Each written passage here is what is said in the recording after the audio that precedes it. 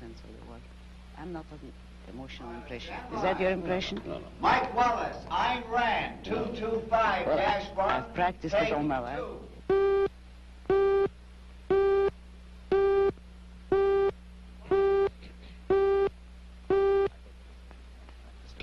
I have not. I'm curious.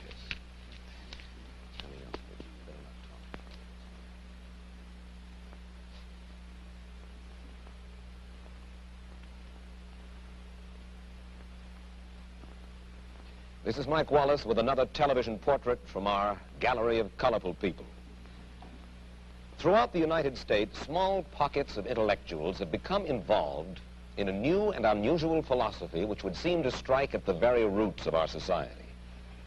The fountainhead of this philosophy is a novelist, Ayn Rand, whose two major works, The Fountainhead and Atlas Shrugged, have been bestsellers. We'll try to find out more about her revolutionary creed and about Miss Rand herself in just a moment.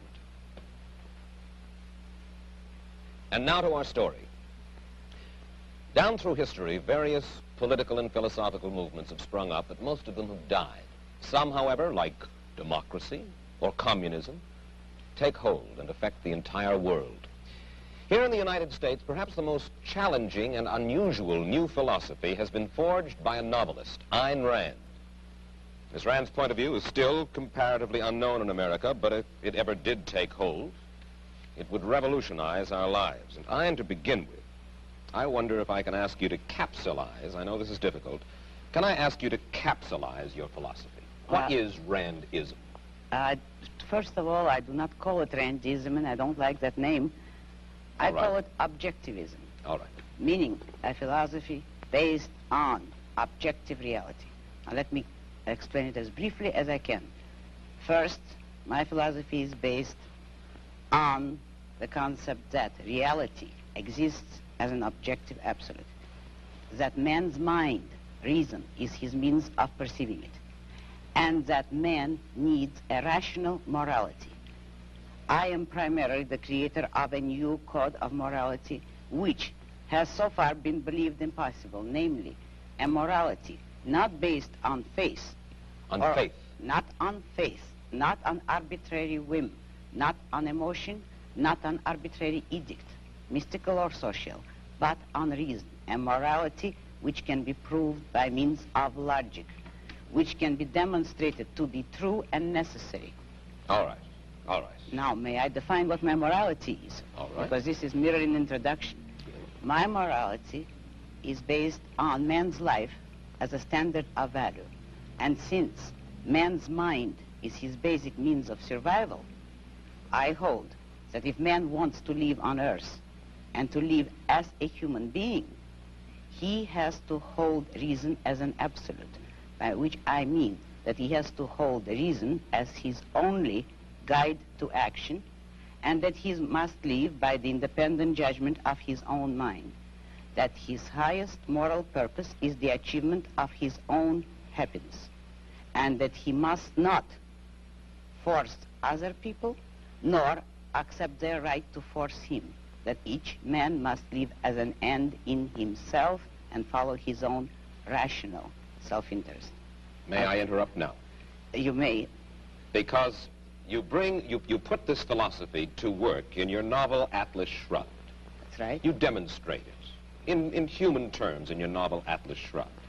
And let me start by quoting from a review of this novel Atlas Shrugged that appeared in Newsweek. It said that you are out to destroy almost every edifice in the contemporary American way of life, our Judeo-Christian religion, our modified government-regulated capitalism, our rule by the majority will. Other reviews have said that you scorn churches and the concept of God. Are these accurate criticisms? Yes. I agree with the facts, but not the estimate of this criticism. Namely, if I am challenging the base of all these institutions, I'm challenging the moral code of altruism, the precept that man's moral duty is to live for others, that man must sacrifice himself to others, which is the present-day morality. What do you mean by sacrifice himself for others? This, now we're getting to the point. One moment. Since I'm challenging the base, I necessarily would challenge the institutions you named, which are a result of that morality. All right. And now what is self-sacrifice? Yes, what is self-sacrifice? You say that you do not like the altruism by which we live. You like a certain kind of Ayn Randist selfishness. I would say that I don't like is too weak a word. I consider it evil. And self-sacrifice is the precept that man needs to serve others in order to justify his existence, that his moral duty is to serve others. That is what most people believe today. Well, yes, we're taught to feel concerned for our fellow man, to feel responsible for his welfare, to feel that we are, as religious people might put it, children under God and responsible one for the other. Now, why do you rebel? What's wrong with this philosophy? But that is what, in fact, makes man a sacrificial animal. That man must work for others, concern himself with others, or be responsible for them. That is the role of a sacrificial object. I say that man is entitled to his own happiness and that he must achieve it himself, but that he cannot demand that others give up their lives to make him happy. And nor should he wish to sacrifice himself for the happiness of others. I hold that man should have self-esteem.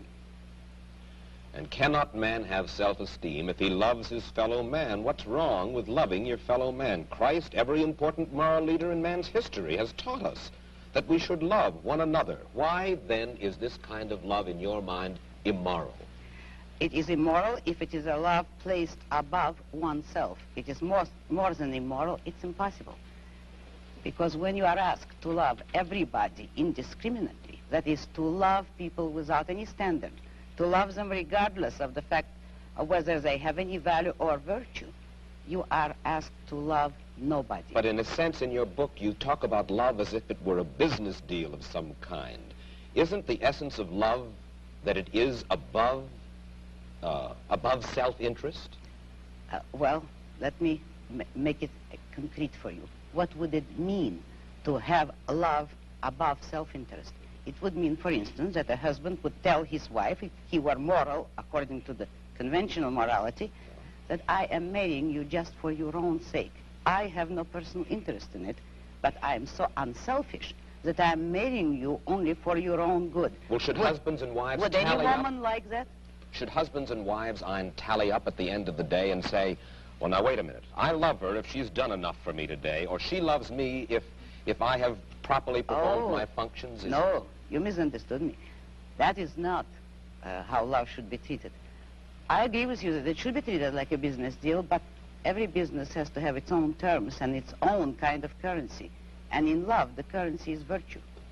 You love people not for what you do for them or what they do for you. You love them for the values, the virtues which they have achieved in their own character. You don't love causelessly. You don't love everybody indiscriminately. You love only those who deserve it. And then if a man is weak or a woman is weak, then he is beyond love?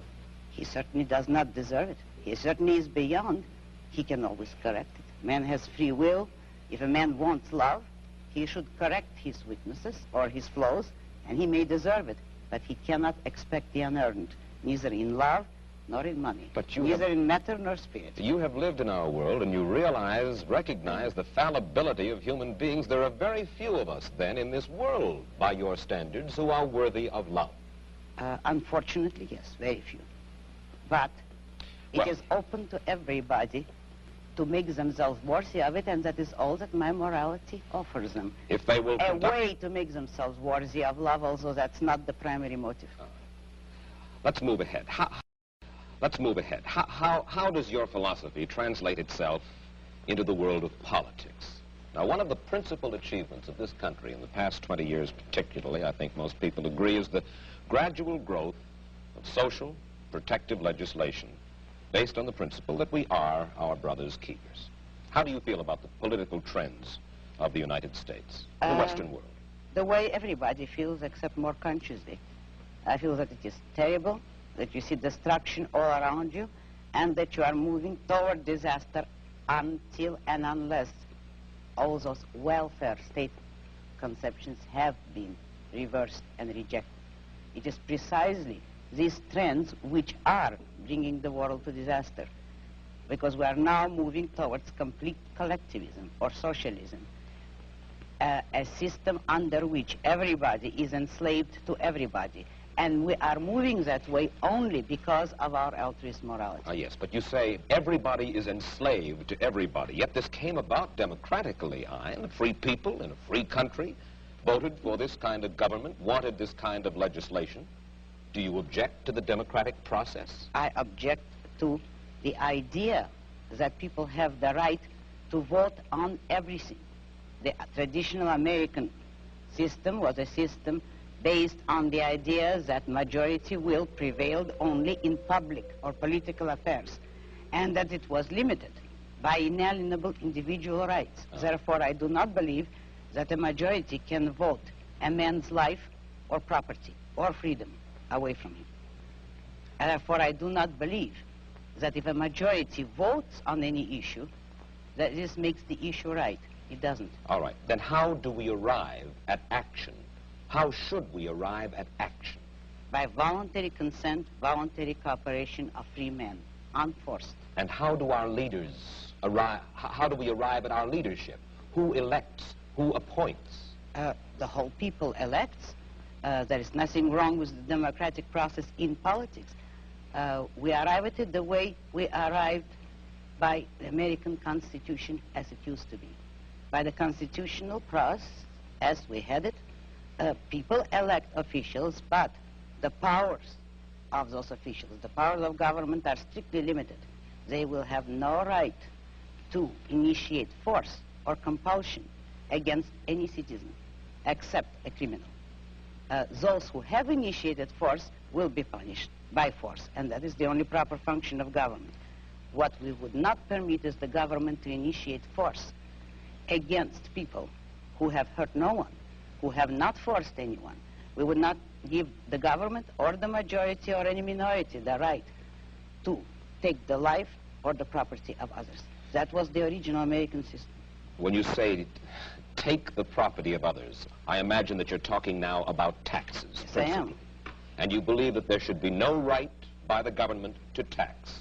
You believe that there should be no such thing as welfare legislation, unemployment compensation, regulation during times of stress, certain kinds of rent controls and things like that. That's right. I'm opposed to all forms of controls. I am for an absolute, laissez-faire, free, unregulated economy. Let me put it briefly. I'm for the separation of state and economics, just as we had separation of state and church, which led to peaceful coexistence among different religions after a period of religious wars. So the same applies to economics. If you separate the government from economics, if you do not regulate production and trade, you will have peaceful cooperation and harmony and justice among men. You are certainly enough of a political scientist to know that certain movements spring up in reaction to other movements. The labor movement, for instance, certain social welfare legislation. This did not spring full-blown from somebody's head, out of a vacuum. This was a reaction to certain abuses that were going on. Isn't that true, Ayn? Not always. It actually sprang up from the same source as the abuses. If by abuses you mean the legislation, which originally had been established to help industrialists, which was already a breach of complete free enterprise. If then, in reaction, labor leaders get together to initiate legislation to help labor, that is only acting on the same principle, namely, all parties agreeing that it is proper for the state to legislate in favor of one economic group or another. But what I'm saying is that nobody should have the right, neither employers nor employees, to use state compulsion and force. But when you advocate completely unregulated economic life in which every man works for his own profit, you are asking, in a sense, for a devil-take-the-hindmost, dog-eat-dog society, and one of the main reasons for the growth of government controls. was to fight the robber barons, to fight laissez-faire, in which the very people whom you admire the most, Ayn, the hard-headed industrialists, the successful men, perverted the use of their power. Is that not true? No, it isn't. Oh.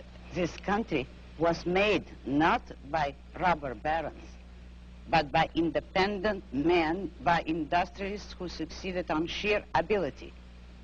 And having, by of course ability, they succeeded. I mean without political force, help, or compulsion. But at the same time, there were men, industrialists, who did use government power as a club to help them against competitors.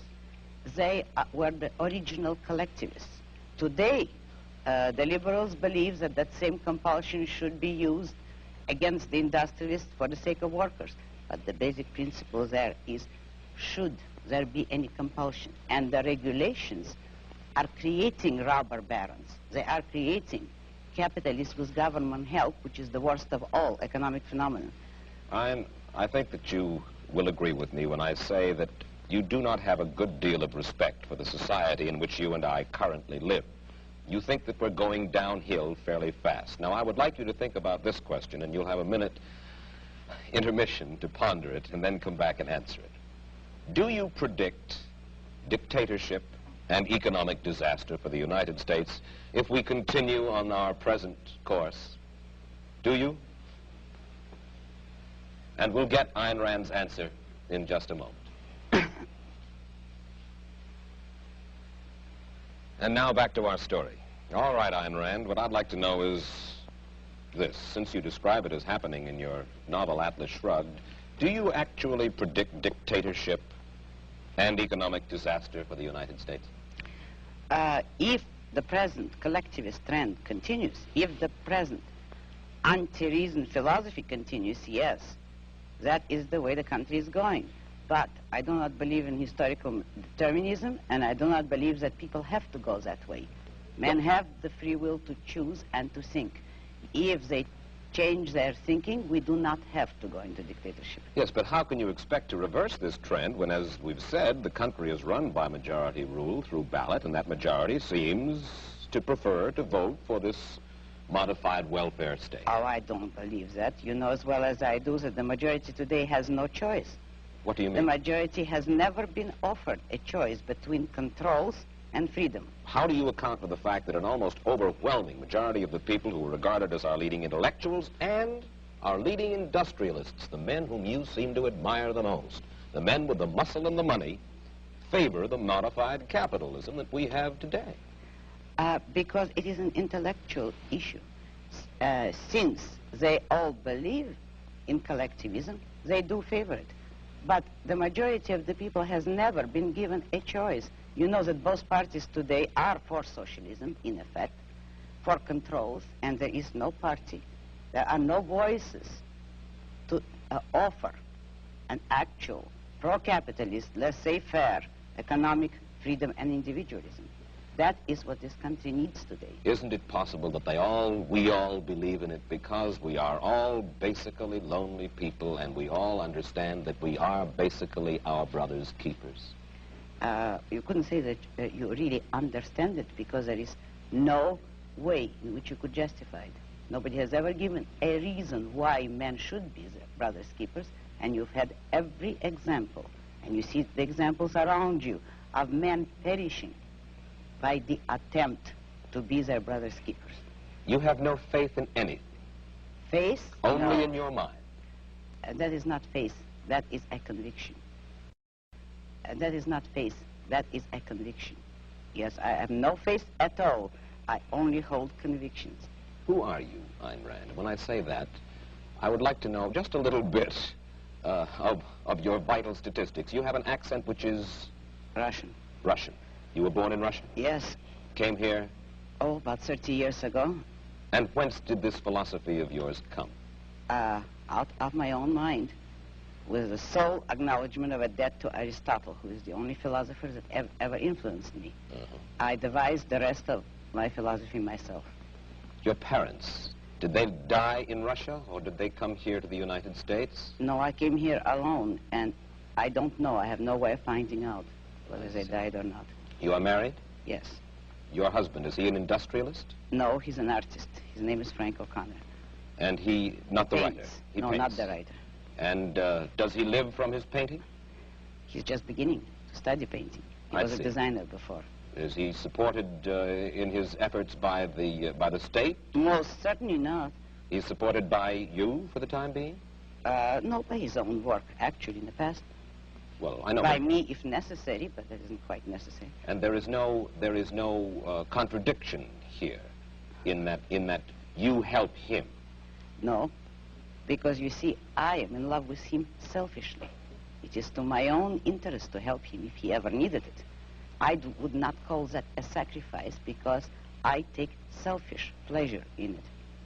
Let me put one specific case to you. Suppose under your system of self-sufficiency, one single corporation were to get a stranglehold on a vital product or a raw material, uranium, for instance, which might be vital for the national defense, and then would refuse to sell it to the government. Then what? Under a free system, no one could acquire a monopoly on anything.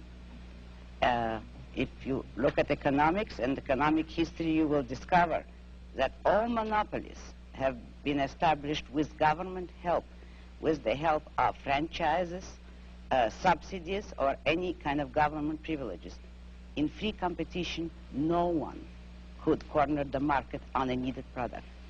And let's say there is a deposit. History will support me. There is a deposit of uranium in Nevada. It's the only one in the United States, and that's our only access to that. And for self-defense, we need this. Whereas, let's say, in the Soviet Union, the state is able to command that.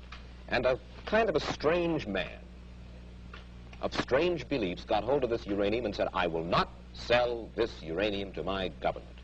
He should not be able to be forced by the government, according to your philosophy, to sell that uranium. But you realize that you are setting up an impossible fantasy. That is, if you're talking of any natural resource that is vitally needed, it could not become vitally needed if it were that scarce. Not scarce to the point where one man could control all of it. So long as, I'm using your example, if a natural resource exists in more than one place in the world, no one man is going to control it. All right, let's take another. How do we build roads, sanitation facilities, hospitals, schools? If the government is not permitted to force, if you will, by vote, taxation, use your word, we have to depend upon the trickle-down theory, upon the noblesse oblige, the largesse. I will answer you by asking you a question. Who pays for all those things? All of us pay for these things. When you admit that you want to take money by force from someone and ask me how are we going to build hospitals or roads, you admit that someone is producing the money, the wealth, that will make those roads possible. Now you have no right to tell the man who produced the wealth in what way you want him to spend it. If you need his money, you can obtain it only by his voluntary consent. And you believe in the eventual goodwill of all human beings, or at least that top echelon of human beings, whom you believe will give willingly. No goodwill is necessary, only self-interest. Only I believe in private roads, private post offices, private schools. When industry breaks down momentarily, and there is unemployment, mass unemployment, we should not be permitted to get unemployment insurance. Social security we do not need. Will depend upon the self-interest of these enlightened industrialists whom you so admire to take care of things when the economy needs a little lubrication and there are millions of people out of work. Study economics. A free economy will not break down. All depressions are caused by government interference. And the cure is always offered so far to take more of the poisons that cause the disaster. Depressions are not a result of a free economy. And one last question. We only have about a half a minute. How many Randists, you don't like the word, I beg your pardon. Objectivists. How many objectivists would you say there are in the United States? It's hard to estimate, but I can tell you some figures. My best intellectual heir, Nathaniel Brandon, a young psychologist, is giving a series of lectures on my philosophy in New York. He has received 600 letters of inquiry within the month of January. He's giving these lectures, and the attendance is growing in geometrical proportion. Ayn, I'm sure that you have stimulated a good many people, more people than already have, to read your book, Atlas Shrugged, and The Fountainhead, and I'm equally sure they will be stimulated for the reading, indeed, if they do not agree. Thank you. Thank you very much. I'll be back in a moment with my personal footnote to the story of Ayn Rand. As we said at the outset, if Ayn Rand's ideas were ever to take hold, they would revolutionize the world. And to those who would reject her philosophy, Miss Rand hurls this challenge. She has said, for the past 2,000 years, the world has been dominated by other philosophies. Look around you. Consider the results. We thank Ayn Rand for adding her portrait to our gallery, one of the people other people are interested in. Mike Wallace, goodbye.